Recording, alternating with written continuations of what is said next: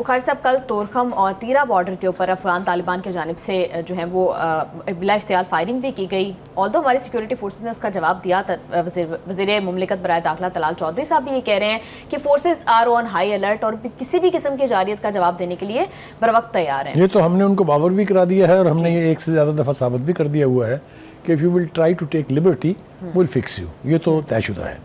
جو باتیں میرے خیال سے زیادہ کنسرن والی ہیں وہ یہ ہے کہ دہشت گردی کے حالیہ واقعات میں جن میں کرک کے اندر جو ایف سی کے قافلے پر حملہ کیا گیا اور جوانوں کو لے جانے والی جو ایمبولنس تھی اس کو آگ لگا کے 3 ایف سی کے جوانوں کو شہید کیا گیا، اور شکر درہ میں کوہاٹ میں ڈی ایس پی سمیت 7 افراد کی جو شہادت ہے جو خودکش بمبر کی وجہ سے ہوئی، اور اس کے بعد خودکش حملے میں 2 پولیس اہلکاروں کی بھکر میں جو شہادت ہے، یہ ہر لحاظ سے اگر آپ دیکھیں اس کو تو یہ ایک طرح سے پاکستان کی ریاست کے خلاف جنگ ہے.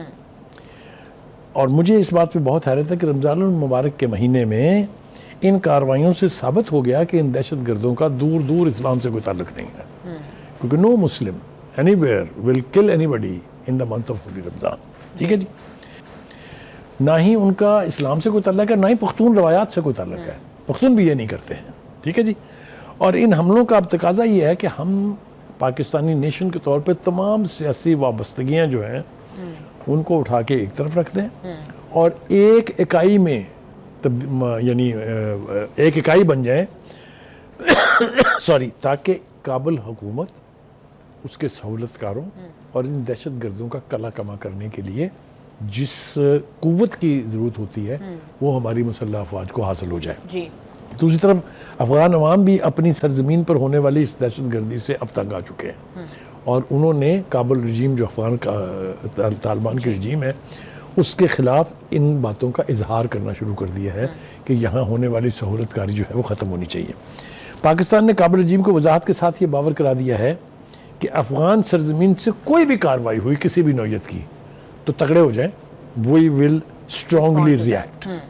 تو کہنے کا مطلب یہ ہے کہ اب مجھے یوں لگتا ہے کہ وہ گھڑی آنے والی ہے when we have to tell the Afghan Taliban regime enough is enough. Unless of course وہ بیہیو کریں اور اپنی سہولت کاری جو ہے وہ بند کریں اور ان قوتوں کو وہاں سے کہیں کہ thank you very much, good knowing you, یہاں سے چلے جائیں. بخاری صاحب، اس سچویشن کو لے کر 2 اوپینینز ایگزسٹ کرتے ہیں. آپ کو کیا لگتا ہے کہ اس معاملے کا دیر پا حل کوئرسو میئرز کے تھرو ہو سکتا ہے یا پھر کیرٹ اینڈ اسٹک پالیسیز؟ دیکھیے یہ ہم باتوں کے ذریعے ان کو باور کرانے کی، ان کو پرسو کرنے کی تمام کوششیں کر چکے ہیں، ایگزاسٹ ہو گئی ہیں وہ. اگر آپ کو یاد ہو کہ ہم نے باقاعدہ ایک خاص نمائندہ مقرر کر رکھا ہوا ہے افغانستان کے مسائل کو اور ان کے ساتھ گفتگو کرنے کو، لیکن کوئی نتیجہ نہیں نکلا ہے.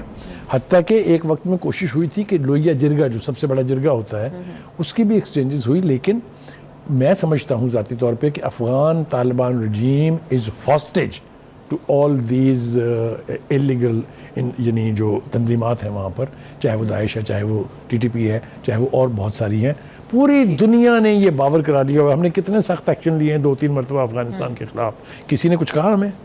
اس لیے کہ دے نو کہ یہ فتنہ وہاں پر جو ہے یہ اپنی بدترین شکل میں موجود ہے، اور Pakistan is the only country that can confront them and that can teach them a lesson and that can get rid of this menace. بالکل بخاری صاحب آپ ٹھیک کہہ رہے ہیں. Thank you so much sir for your analysis.